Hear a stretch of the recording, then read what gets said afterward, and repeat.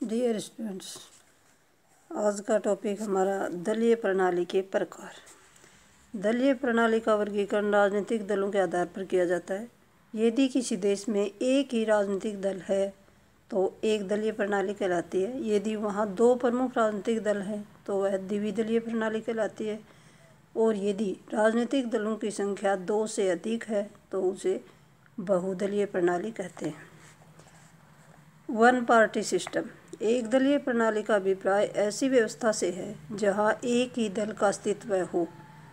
ऐसे देशों में अन्य दूसरे राजनीतिक दलों का निर्माण करने की आज्ञा नहीं होती है, जैसे कि चीन में है। चीन में केवल साम्यवादी पार्टी ही अस्तित्व में है। क्यूबा है, उत्तरी कोरिया है, वियतनाम, लाओस आदि देशों में एक दलीय प्रणाली पाई जाती है। अब आता है द्विदलीय प्रणाली।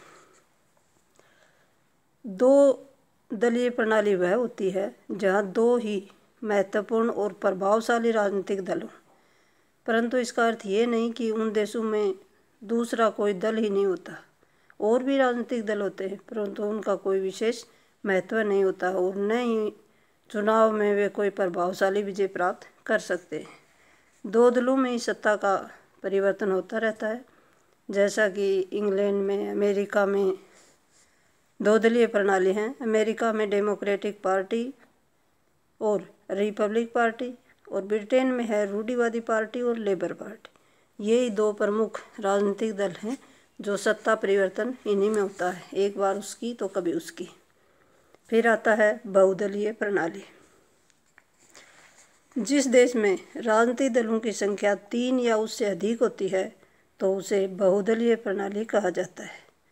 Bharat, Japan, Italy, France, Switzerland आदि देशों में अनेकों राजनीतिक दल पाए जाते हैं, जिसे बहुदलीय प्रणाली कहते हैं। बहुदलीय प्रणाली दो प्रकार की होती है, एक तो स्थायी और दूसरी अस्थायी।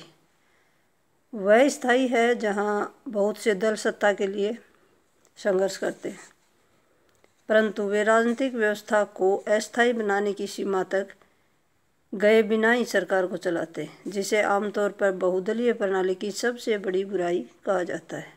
इस बारे में स्विट्जरलैंड की स्थिति स्पष्ट है, जहाँ social democratic, radical democratic, liberal democratic और साम्यवादी दल राजनीतिक कमी को पैदा किए बिना ही स्थिति ऐसी पैदा करते हैं कि अपनी अपनी शक्ति और सत्ता हथियाने के लिए अपनी अपनी सीटों के लिए संघर्ष करते हैं। इसका परिणाम यह होता है कि राजनीतिक व्यवस्था को राजनीतिक विघटन और कमी और ख़त्म न किए जाने की हालत में ही एक दूसरे को पीछे धकेलने की कोशिश की जाती है। इसके विपरीत फ्रांस की स्थिति है, जहां राजनीतिक दल सत्ता के लिए इस प्रकार संघर्ष करते हैं कि राजनीतिक व्यवस्था का अस्तित्व ही खतरे में पड़ जाता है। ये थी पॉलिटिकल की राजनीतिक दलों की 3 पार्टियाँ। Thank you.